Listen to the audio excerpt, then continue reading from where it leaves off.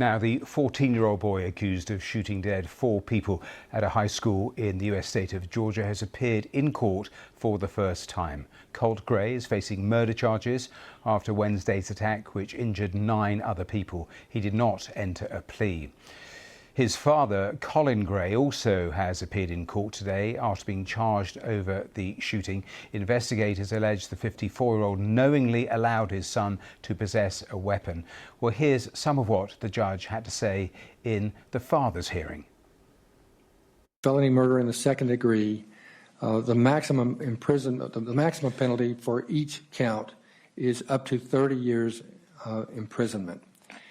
For felony involuntary manslaughter, of course, again, there are 4 counts. The maximum penalty for each of those offenses is 10 years imprisonment.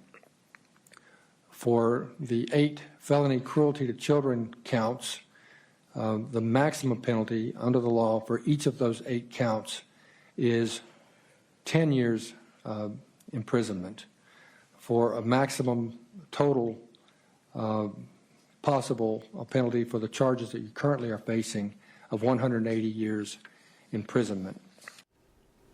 Well, those were the comments in the last, 25 minutes in court. Now, in terms of the reaction there has been, well, let me tell you that speaking at a rally in Arizona, the Republican nominee for Vice President J.D. Vance has been speaking about that school shooting. Have a listen to what he had to say. What is going to solve this problem, and I really do believe this, is look, I don't like this. I don't like to admit this. I don't like that this is a fact of life. But if you are a psycho and you want to make headlines, you realize that our schools are soft targets. And we have got to bolster security at our schools so that a person who walks through the front door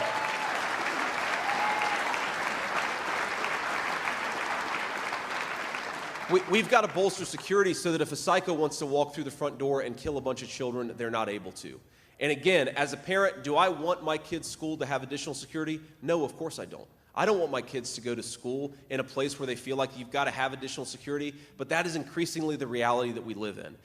Well, those are the latest comments from J.D. Vance. Interesting ending there talking about security, but starting that clip you just heard, and it's got a lot of traction online, a lot of criticism by saying that school shootings are now a fact of life. So the latest in terms of some of the reactions, some of the politics. Let me tell you, we'll also be speaking live to a representative from that group March for Our Life, that charity set up by David Hogg, who was a survivor of the Parkland shooting in 2018. We'll talk to them in about an hour's time. So do stay with us for more on that story. As I say, that court appearance has happened in the last little while. Around the world and across the UK, you are watching BBC News.